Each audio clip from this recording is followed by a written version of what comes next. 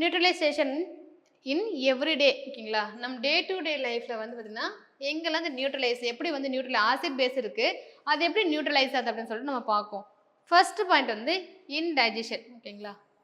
நம்மளுடைய செரிமானம் இருக்கு இல்லையா, நம்ம சாப்பிட்ற சாப்பாடு செரிக்குதுன்னு நமக்கு தெரியும். அப்போ நம்ம வயிற்றுல என்ன இருக்குது, நம்ம வயிற்றுக்குள்ளே என்ன ஆசிட் இருக்குது, ஹைட்ரோக்ளோரிக் ஆசிட் வந்து இருக்குது, HCl வந்து இருக்குது ஓகேங்களா. ஸோ அதை பற்றி கொடுத்துருக்காங்க. அவர் stomach contains hydrochloric acid, HCl வந்து ப்ரெசென்ட்டாக இருக்குது. இது எதுக்கு ஹெல்ப் பண்ணுறாங்கன்னா வந்து எதுக்கு உதவுறாங்கன்னா வந்து நம்ம ஒன்று சாப்பிட்றது என்ன ஆகணும், டைஜஸ்ட் ஆகிறதுக்கு வந்து செரிமானத்துக்கு வந்து பயன்படுறாங்க. அதை என்ன பண்ணணும், கரெக்டாக மெயின்டைன் ஆகிட்டு இருக்கணும். ஒருவேளை அதிகமாக ஆச்சுன்னா என்ன ஆகுனா வந்து நம்ம ஸ்டொமக் வந்துன்னா அப்செட் ஆகும் ஓகேங்களா, நம்ம வயிறு வந்து பாதிப்புக்குள்ளாகும்.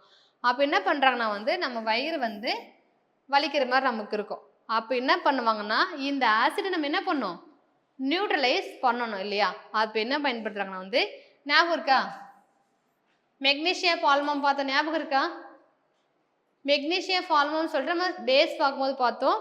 ஸோ வந்து HClங்கிறது ஆசிடு நமக்கு அதிகமாக சுரந்த HClனாங்கன்னா வயிறு வலிக்கிற மாதிரி இருக்கும்.